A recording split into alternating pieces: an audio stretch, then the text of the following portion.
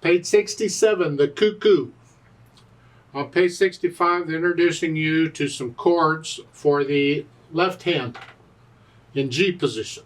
The G chord and the D7 chord. I already sort of explained the G chord before, because a chord is a chord is a chord. You have a C chord, remember C chord? Where it's every other note, there are intervals of a third, and the bottom note tells you the name of the chord. Well, the G chord works the same way. It started with a G, and it's up a third and up a third. It's a G chord. In the music, in the left hand, it's this one. And you just look at it and you see, okay, it's a G chord. You think of it as one thing. You just play it as one thing. You don't worry about three different things going on. The D7 chord, I don't want to get into this too deeply right now.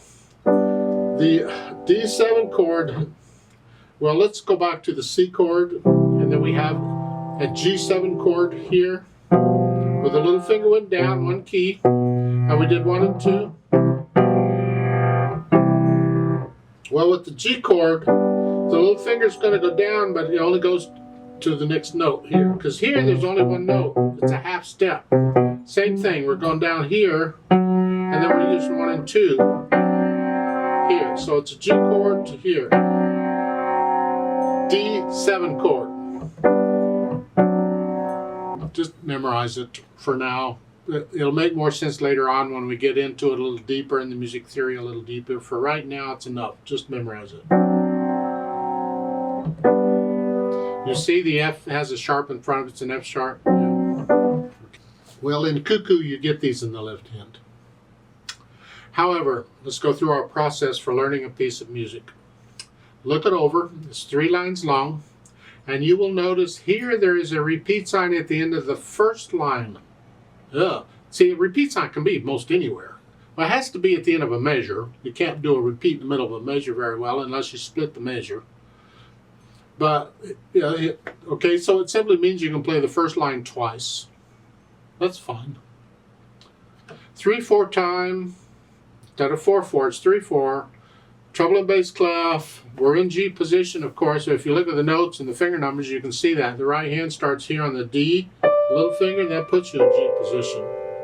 So just, and again, I'm trusting that you know the names of the notes in the music by now. If not, please drill yourself on these.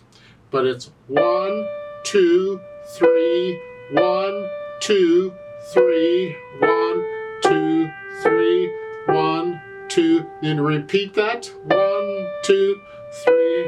So you go through and play the notes and the rhythms, get all that in, then go back and get rid of the hesitations. In the left hand, you got the chords. The G chord, 2, 3. Remember I said a dotted half note's the same as 3 quarter notes. Well, in 3/4 time, it gets the whole measure then. And then the third measure is that D7 chord, 2, 3, 1. That's really all the left hand's doing. Put them together here. 1, 2, 3, 1, 2, 3, 1, 2, 3, 1, 2. Then you repeat that. 2. And then you put them to hands together and then go back and get rid of the hesitations. Doesn't matter how fast you go at this point, but it's got to be a steady beat. And again, when you're doing this, it's a good idea to try and get to where you can play these pieces without looking at the keyboard eventually. You may have to look at first when you're moving around like this to see where it is. But you want to develop a feel of where that F sharp is without having to look at it. That's where. Eventually. It takes a while to get there. But it won't really happen by itself very well, so make an effort to make it happen.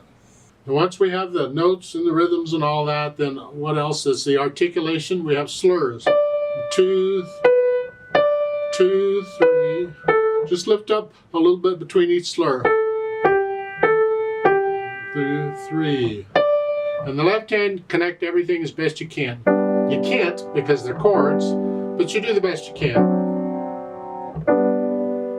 If you have to lift both hands the same, that's fine. That's fine. 2. You can lift both hands the same. Here you're connecting this, but you can't connect that. You gotta lift up here, but not there. That's all right. So you put in the articulation of the slurs. For the dynamics, MF is mezzo forte, moderately loud, sort of loud. That's the melody. Whatever you think, sort of loud, not loud, sort of loud. The chords need to be soft.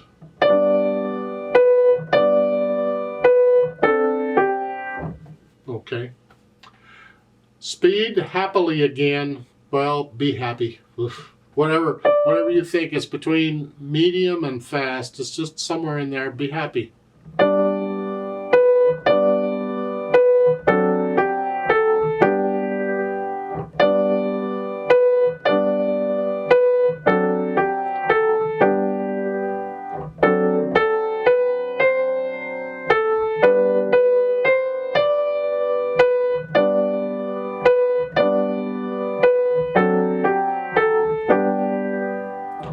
Be careful there in the second line. In the left hand, those chords are tied. You hold those down for 6 counts, each of those. So be careful on those. I'd like to play this with you so we can check the notes and the rhythms. Make sure you play in the same note I'm playing at the same time. Not going to do any dynamics. I'm going to play both hands about the same. We're going to go slow. I'll give us 3 counts. Remember that we repeat the first line though. 1, ready, go. 2, 3, 1, 2, 3. 2, repeat. 2, 2. 1, 2, 3. 2, 3. 1, 2, 3. 2, 3. 1, 2, 3.